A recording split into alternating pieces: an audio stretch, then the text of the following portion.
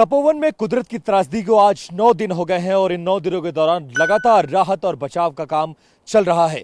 Tunnel के अंदर हो या फिर रैनी गांव तक, हर जगह जहां जहां प्रोजेक्ट में लोग फंसे हुए हैं उन्हें बाहर निकाला जा रहा है, उनके शवों को उनके परिवार को दिया जा रहा है और अभी भी एक चमत्कार की उम्मीद की जा रही है कि शायद कहीं किसी कोने में किसी में सांस बाकी हो तो उसको जिंदा निकाला जा सके।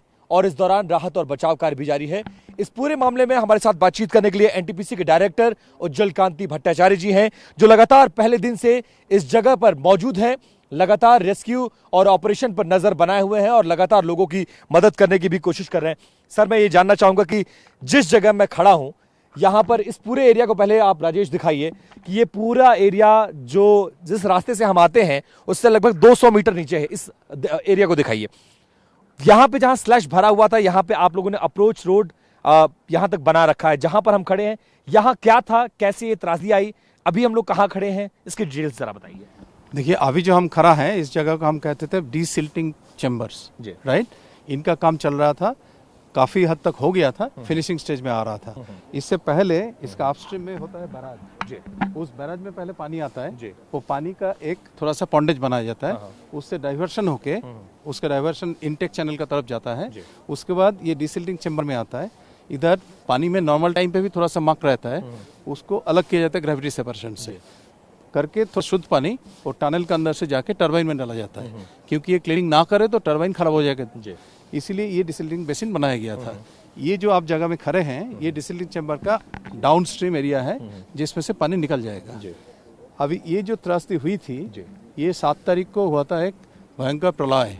इसके तहत आपने देखा होगा ऋषिगंगा में एक जो पावर प्रोजेक्ट था वो इमीडिएटली वॉश्ड आउट हो गया। उसका सोर्स क्या है, रूल, ये सब हम लोग अभी तक कंफर्म कर नहीं पाए। हम खुद हेलीकॉप्टर लेके गए थे वो पूरा ग्लेशियर तरफ, उधर देख के लग रहा है उधर से ग्लेशियर बर्स्ट होकर नीचे आ गया और कुछ पत्थर भी गिर के नीचे आ गया। उसका तहत हो सकता है कोई लेक बन गया था, but I will not go into that guesstimate. पानी आ गया, पानी का कितनी फोर्स थी वो इधर डिस्ट्रक्शन देखने से आपको समझ में आएगा। भाई ये देख रहे हो, पूरी बर्बादी देख रही है। इतने मोटे मोटे सरिये, इतना बड़ा कंस्ट्रक्शन, इतना मजबूत कंस्ट्रक्शन इस ट्रेजेडी के सामने टिक नहीं पाया। बट उसके बावजूद भी हमारा जो डिजाइन था बैराज का, देखिए वो अभी भी खड़ा है। थोड़ा बहुत डिस्ट्रक्शन तो हुई है।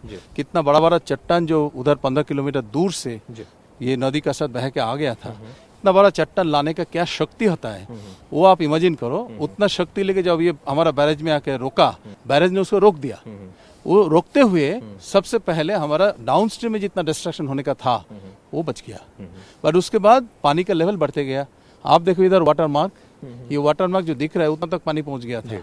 ये पानी का हिसाब, मेरा हिसाब से नदी का जो ओरिजिनल बेड होता है उससे 40 मीटर हाइट हो गया था। 40 मीटर हाइट का तो सुनामी से भी ज्यादा है। सुनामी का डिस्ट्रक्शन से भी ज्यादा पावर लेके ये रिवर आया, हमने उसको रोके हमारा बैरेज में। उसके बाद लेवल फर्दर बढ़ के जब बैरेज के ऊपर से निकल के आया उसके बाद भी ये डिस्ट्रक्शन करके चला गया। लेकिन जाते हुए नीचे वाला का कम से कम इतना बचाव हो गया कि हमारा डिस्ट्रक्शन जो भी हुआ, नीचे वाला जोशीमठ एंड डाउनस्ट्रीम जो विलेजेस हैं एंड जो अदर प्रोजेक्ट्स हैं उसमें कोई ज्यादा डिस्ट्रक्शन या क्षति हुई नहीं।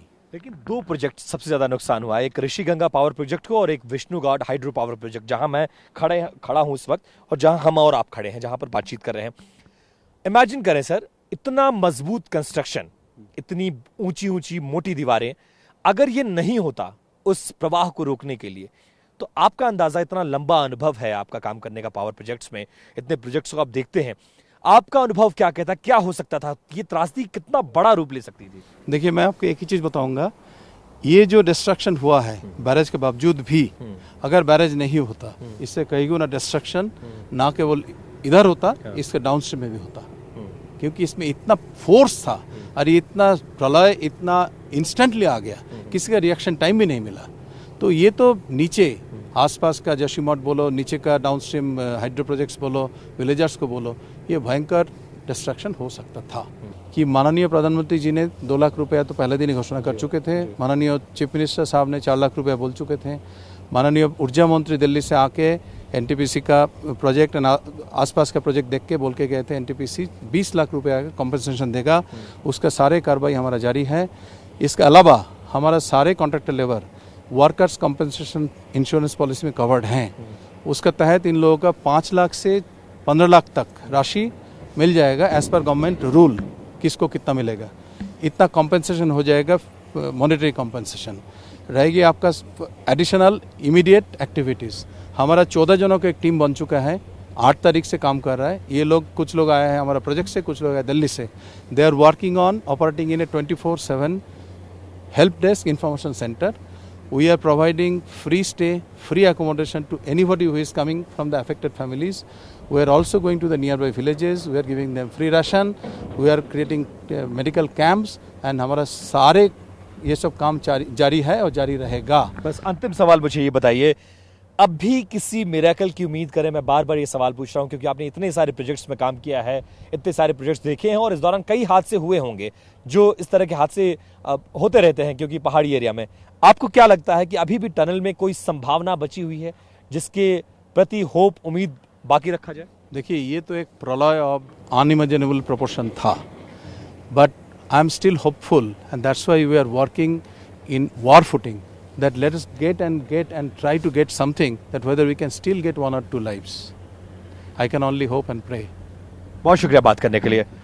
एनटीपीसी के डायरेक्टर उज्ज्वल कांति भट्टाचार्य, जो लगातार मौके पर बने हुए हैं और कोशिश यही कर रहे हैं कि लोगों को राहत सामग्री उपलब्ध कराएं। इसके अलावा जो नुकसान हुआ उसका आकलन किया जा सके, भविष्य में ऐसा नुकसान ना हो उसको देखा जाए। और इतना बड़ा प्रोजेक्ट, जो सबसे बड़ा बयान है कि अगर शायद ये hydro power project, Rishiganga power project बीच में ना होता इस प्रलय के सामने, तो जोशीमठ के आगे रहने वाले, बसने वाले तमाम गांव बर्बाद हो जाते। कैमरा पर्सन राजेश के साथ विपिन चौबे, TV9 भारतवर्ष, तपोवन, उत्तराखंड।